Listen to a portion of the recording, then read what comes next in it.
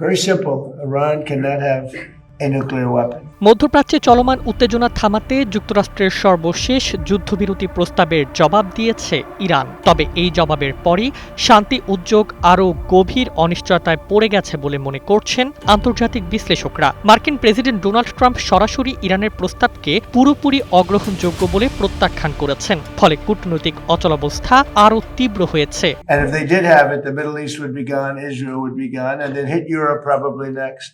We're doing a service to the world.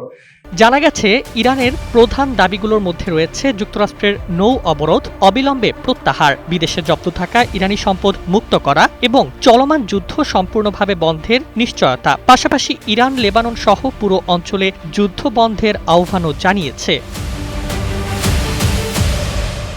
এছাড়া Tehran দীর্ঘদিনের মার্কিন নিষেধাজ্ঞার কারণে আটকে থাকা তাদের সম্পদ ফেরত চেয়েছে এবং হরমুজ প্রণালীর ওপর যুক্তরাষ্ট্রের চাপ কমানোর দাবি তুলেছে। এর বিপরীতে ধাপে ধাপে বন্দর ও প্রণালীর বাণিজ্যিক চলাচল স্বাভাবিক করার ইঙ্গিতও দিয়েছে ইরান।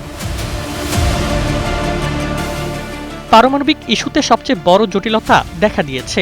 ওয়াল স্ট্রিট জার্নালের তথ্য অনুযায়ী ইরান ৩০ দিনের মধ্যে আলোচনায় বসতে এবং ইউরেনিয়ামের একটি অংশ হালকা করতে রাজি হলেও তাদের পারমাণবিক স্থাপনা ভেঙে ফেলার শর্ত সম্পূর্ণভাবে প্রত্যাখ্যান করেছে। যুক্তরাষ্ট্র চাইছে দীর্ঘমেয়াদে ইউরেনিয়াম সমৃদ্ধকরণ বন্ধ রাখা হোক, যা ইরান মানতে নারাজ।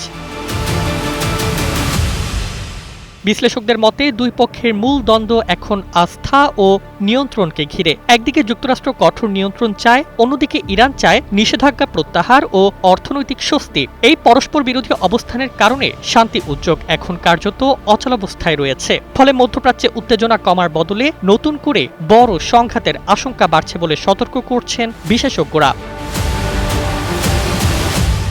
Desk report, Bangladesh bulletin.